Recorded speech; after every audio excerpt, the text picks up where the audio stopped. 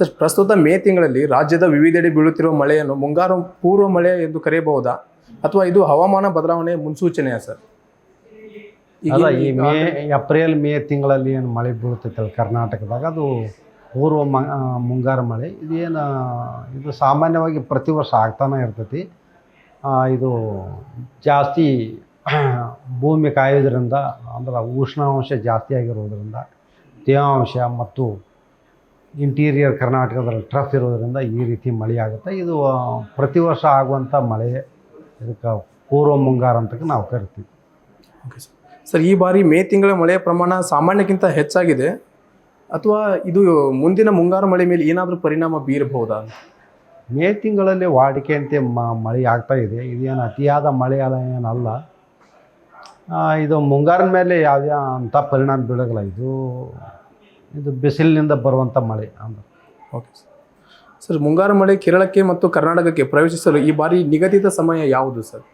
ಕೇರಳಕ್ಕೆ ಸಾಮಾನ್ಯವಾಗಿ ನಾವು 30 ವರ್ಷದ ಸರಾಸರಿ ನೋಡಿದ್ರೆ ಕೇರಳಕ್ಕೆ ಜೂನ್ ಮೊದಲನೇ ವಾರದಲ್ಲಿ ಮುಂಗಾರು ಮಳೆ ಬರ್ತೈತಿ. ಮತ್ತು ಕರ್ನಾಟಕದಲ್ಲಿ ಕೂಡ 30 ವರ್ಷ ಸರಾಸರಿ ನೋಡಿದರೆ ನಾವು ಜೂನ್ 5ನೇ ತಾರೀಕಿಗೆ ಕರ್ನಾಟಕವನ್ನು ಪ್ರವೇಶ ಮಾಡುತ್ತೆ. ಮುಂಗಾರು ಮಳೆ ಸ್ವಾಗತಿಸೋದಕ್ಕೆ ಸರ್ ಇದು ಪೂರಕವಾಗಿದೆ ಅಥವಾ ಮಾರಕವಾಗಿದೆ, ಅಡ್ಡಿ ಆಗುತ್ತಾ? ಪೂರ್ವಕ ಆಗಿದೆ, ಏನಂತ ಯಾವುದೇ ತೊಂದರೆ ಇಲ್ಲ. ಹಾಂ ಸರ್. ಸರ್, ಈ ಮೇ ತಿಂಗಳಲ್ಲಿನ ಅಕಾಲಿಕ ಮಳೆಯಿಂದಾಗಿ ಯಾವ ರೀತಿಯಾದಂಥ ಬೆಳೆಗಳಿಗೆ ಒಂದು ಪರಿಣಾಮ ಬೀರಬಹುದು? ಮೇ ತಿಂಗಳಲ್ಲಿ ಇದು ಥಂಡರ್ಸ್ಟಾರ್ಮ್ನಿಂದ ಮಳೆ ಆಗುತ್ತೆ. ಅಂದ್ರೆ ಗುಡುಗು ಮಿಂಚು ಸಮೇತವಾಗಿ ಮಳೆ ಆಗುತ್ತೆ. ಈ ಗುಡುಗು ಮಿಂಚು ಸಮೇತವಾಗಿ ಮಳೆ ಆಗುವಾಗ ಇದು ಈ ಮಿಂಚು ಕೂಡ ಜನರಿಗೆ ಮತ್ತು ದನಕರುಗಳಿಗೆ ಭಾಳ ಅಪಾಯವನ್ನು ಒಡ್ಡುತ್ತೆ. ಎರಡನೇದಾಗಿ ಇದರಿಂದ ಕೆಲವೊಂದು ಪ್ರದೇಶದಲ್ಲಿ ಅತಿಯಾಗಿ ಮಳೆ ಬರ್ತೈತಿ. ಬೆಂಗಳೂರಿನಲ್ಲಿ ಅಂದ್ರೆ ಕಡಿಮೆ ಪ್ರದೇಶದಲ್ಲಿ ಜಾಸ್ತಿ ಮಳೆ ಬರ್ತೈತಿ. ಯಾಕಂದ್ರೆ ಇದು ಥಂಡರ್ಸ್ಟಾರ್ಮ್ 10ರಿಂದ 20 ಕಿಲೋಮೀಟ್ರ್ ಉದ್ದಾರತೆ ಇರೋದ್ರಿಂದ ಎಲ್ಲೆಲ್ಲಿ ಈ ಒಂದು ಸೆಲ್ ಬೆಳೀತೈತೆ ಅಲ್ಲಿ ಜಾಸ್ತಿ ಮಳೆ ಬರ್ತೈತಿ. ಕೆಲವೊಮ್ಮೆ ಇದರಿಂದ ಆಲೆಕಲ್ಲಿನ ಮಳೆ ಬರ್ಬೋದು. ಮತ್ತು ಇದರಿಂದ ಡೌನ್ ಡ್ರಾಫ್ಟ್ ಅಂತ ಕರಿತೀವಿ ನಾವು. ಈ ಮೋಡದಿಂದ ಏನು ಗಾಳಿ ಬರ್ತೈತಲ್ಲ, ಇದು ಸ್ಟ್ರಾಂಗ್ ಆಗಿರ್ತೈತಿ. ಕೆಲವೊಮ್ಮೆ ಪ್ರತಿ ಗಂಟೆಗೆ 30ರಿಂದ 40 ಕಿಲೋಮೀಟ್ರ್ ಇರ್ಬೋದು. ಇನ್ನೂ ಕೆಲವೊಮ್ಮೆ ಹೆಚ್ಚಿಗೆ ಹೋಗ್ಬೋದು. ಹೀಗಾಗಿ ಇದು ಗಾಳಿ, ಆಲೆಕಲ್ಲು ಮತ್ತು ಅತಿಯಾದ ಮಳೆ ಇದರಿಂದ ಇದು ಅಪಾಯವನ್ನು ಒಡ್ಡುತ್ತಿದ್ದು ಬೆಳೆಗಳಿಗೆ ಮತ್ತು ಕೃಷಿಕರಿಗೆ, ಜನರಿಗೆ ಅಪಾಯವನ್ನು ಒಡ್ಡುತ್ತೆ. Okay sir. ಸರ್, ಈಗ ಬಿತ್ತನೆ ಮಾಡಲು ರೈತರು ಮುಂಗಾರು ಮಳೆ ಆರಂಭದ ತಕ್ಷಣ ಮುಂದಾಗಬೇಕಾ ಅಥವಾ ಸ್ವಲ್ಪ ದಿನ ಕಾಯುವುದು ಉತ್ತಮನಾ? ಸ್ವಲ್ಪ ಕಾಯೋದು ಉತ್ತಮ. ಯಾಕಂದ್ರೆ ಪೂರಾ ಮಣ್ಣು ಹಸಿ ಆಗಬೇಕು. ಸ್ವಲ್ಪ ಹಸಿಯಾಗಿ ನೀವು ಬಿತ್ತಿದ್ರಂದ್ರೆ ಮುಂದೆ ಮಳೆ ಆಗದೆ ಹೋಗುತ್ತಂದ್ರೆ ಬಿತ್ತಿದ್ದೆಲ್ಲ ಕೆಲವೊಮ್ಮೆ ಮೊಳಕೆ ಹೊಡೆದು ಅಲ್ಲೇ ಅಂದ್ರೆ ಎಲ್ಲೆಲ್ಲಿ ಮಳೆ ಆಧಾರಿತ ಪ್ರದೇಶ ಇರ್ತೈತಲ್ಲ, ಇದು ಸ್ವಲ್ಪ ಅವ್ರು ಜಾಗರೂಕತರಾಗಿರ್ಬೇಕು. ನೀರಾವರಿ ಇತ್ತಂದ್ರೆ ಏನೋ ಮಳೆ ಬರಲಿಲ್ಲ ಅಂದ್ರೆ ನಾವು ನೀರು ಹಾಯಿಸಿ ನಾವು ಅದನ್ನು ರಕ್ಷಿಸ್ಬೋದು. ಸ್ವಲ್ಪ ಪೂರಾ ತೇವಾಂಶ ಮಣ್ಣಿನಲ್ಲಿ ಪೂರ್ಣವಾಗಿ ತೇವಾಂಶ ಇತ್ತಂದ್ರೆ ಮಾತ್ರ ಇದು ಒಳ್ಳೆಯದು. Okay sir. ಸರ್, ಹವಾಮಾನ ಇಲಾಖೆ ಮುನ್ಸೂಚನೆ ಪ್ರಕಾರ ವರ್ಷದ ಮಳೆ ಪ್ರಮಾಣ ಶೇಕಡ ಎಷ್ಟಿರ್ಬೋದು ಸರ್? ಪ್ರತಿ ವರ್ಷದಂತೆ ಹೆಚ್ಚಿರ್ಬೋದಾ ಅಥವಾ ಕಡಿಮೆ ಇರ್ಬೋದಾ? ಸಾಮಾನ್ಯ ವಾಡಿಕೆಯಂತೆ ಮಳೆ ಆಗ್ಬೋದು, ಅದು ವಾಡಿಕೆಗಿಂತ ಕಡಿಮೆ ಆಗೋ ಸಾಧ್ಯತೆಗಳು ಈ ವರ್ಷ ಅದಾವು. ಯಾಕಂದ್ರೆ ಜುಲೈನಲ್ಲಿ ಎಲ್ಲಿನೋ ಇಫೆಕ್ಟ್ ಬರ್ಬೋದು. ಅಂದ್ರೆ ಪೆಸಿಫಿಕ್ ಮಹಾಸಾಗರದಲ್ಲಿ ಉಷ್ಣಾಂಶ ಸಾಮಾನ್ಯ ಉಷ್ಣಾಂಶಕ್ಕಿಂತ ಹೆಚ್ಚಿಗೆ ಆಗುವ ಸಾಧ್ಯತೆ ಐತಿ. ಇದಕ್ಕೆ ನಾವು ಎಲ್ಲಿನೋ ಅಂತ ಕರಿತೀವಿ. ಇದು ಜುಲೈ ತಿಂಗಳಿನಿಂದ ಸ್ವಲ್ಪ ಎಲ್ಲಿನೋ ಬರೋ ಸಾಧ್ಯತೆ ಇರೋದರಿಂದ ಸ್ವಲ್ಪ ಮಳೆ ಕಡಿಮೆ ಆಗೋ ಸಾಧ್ಯತೆಗಳು ಅದಾವೆ. Okay sir. ಸರ್, ಈಗ ಮೊನ್ನೆ ಎಲ್ಲ ಸುರಿದಂಥ ಆಲಿಕಲ್ಲು ಮಳೆಯಿಂದಾಗಿ ಈಗ ಮುಂಗಾರು ಮಳೆ ಮೇಲೆ ಏನಾದರೂ ಪರಿಣಾಮ ಬೀರುತ್ತಾ ಅಂತ? ಅದರಲ್ಲಿಂದ ಯಾವುದೇ ಪರಿಣಾಮ ಬೀರೋದು. Okay sir. ಸರ್, ಈ ಮೇ ತಿಂಗಳಲ್ಲಿ ಗುಡುಗು ಸಹಿತ ಮಳೆ ಆಗೋದ್ರಿಂದ ತೋಟಗಾರಿಕೆ ಬೆಳೆಗಳಾದ ಮಾವು ಆಗಿರ್ಬೋದು, ಮತ್ತು ದ್ರಾಕ್ಷಿ, ಅಡಿಕೆ ಈ ಥರದಂಥ ಬೆಳೆಗಳ ಮೇಲೆ ಯಾವ ರೀತಿಯಾದಂಥ ಪರಿಣಾಮ ಬೀರ್ಬೋದು? ಇದು ಅತಿಯಾದ ಗಾಳಿ, ಆಲೆಕಲ್ಲಿನ ಮಳೆಯಿಂದ ಇವೆಲ್ಲ ತೋಟಗಾರಿಕೆ ಬೆಳೆಗಳ ಮೇಲೆ ಅತಿಯಾದ ಪರಿಣಾಮ ಬೀರುತ್ತಾ. ಇದಕ್ಕೆಲ್ಲ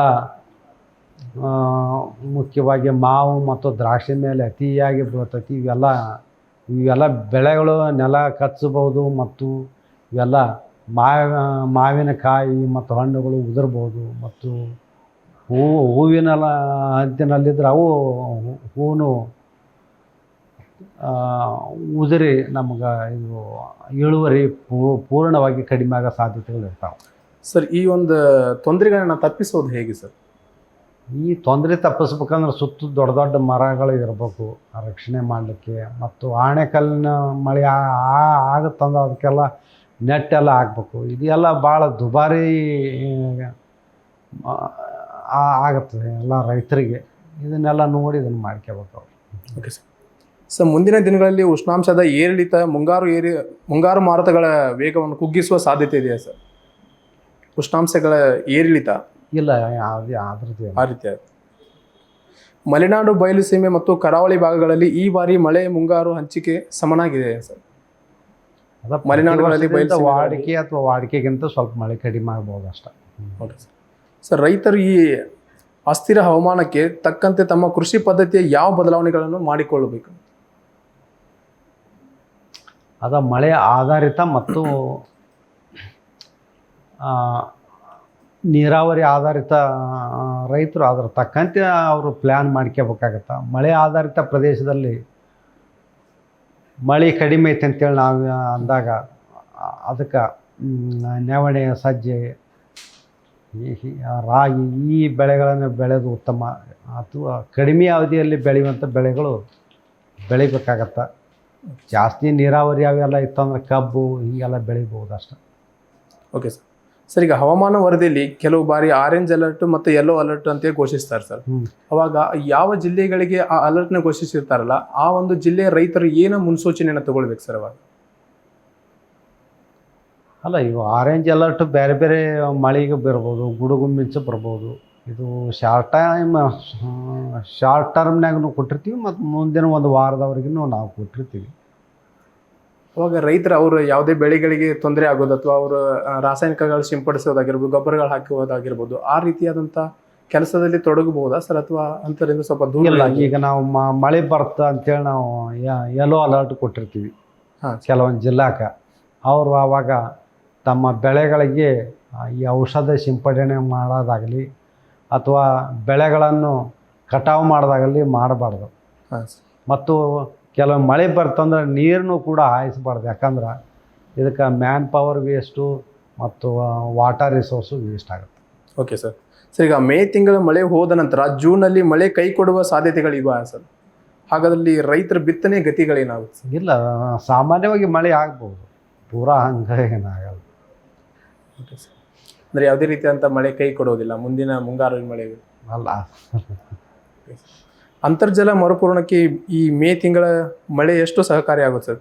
ಮತ್ತು ಮುಂಗಾರಿನ ವೇಳೆ ಹಳ್ಳ ಕೊಳ್ಳಗಳು ತುಂಬುವ ಮುನ್ಸೂಚನೆ ಏನ್ರಿ ಇದೆಯಾ ಸರ್?